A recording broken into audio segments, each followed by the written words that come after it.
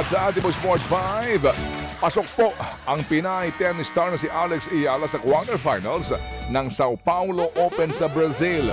Nilampaso ni Ayala ang kalabang si Julie Reyra ng Argentina. Matapos nga po ang kanyang mainit na first set ay nakalamang sa ikalawang yugto si Reyra.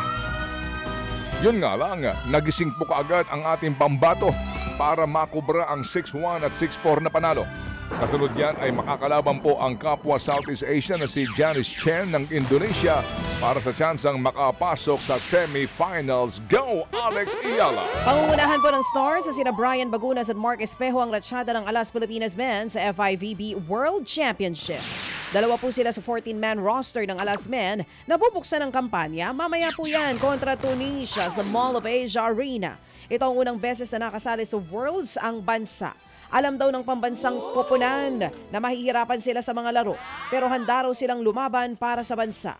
Bukod po sa Tunisia, makakalaban din nilang Egypt at Iran na pareho ring powerhouse teams. Samantala pa rin, team to beat pa rin daw po sa UAAP Season 88 ang ito yung men's basketball ang defending champions na UP Fighting Maroons.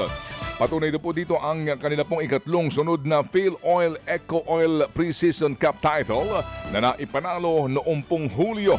Ayon kay UP Head Coach Goldwin Monteverde, patuloy raw po ang pagpapalakas nila para nga sa season. Patitibayin din nila ang kanila pong mentalidad para nga sa tsansang makakuha ng back-to-back UAAP titles. Magbubukas po ang kampanya ng Maroons kontra host USC Tigers sa susunod na linggo. Samantala, arestado sa Japan ang head coach ng Kurashiki Ablaze si Hideo Suzuki. Base po sa ulat, primary suspect si Suzuki sa umano'y pambabastos ng isang babae. Itinanggi na raw ng coach ang mga paratang. Ito rin daw ang dahilan kung bakit biglang umatras sa PVL Invitational Conference ang Ablaze.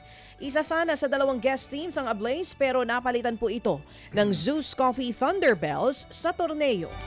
Yan ba ay sports news o police report? May kinalaman sa sports. Okay.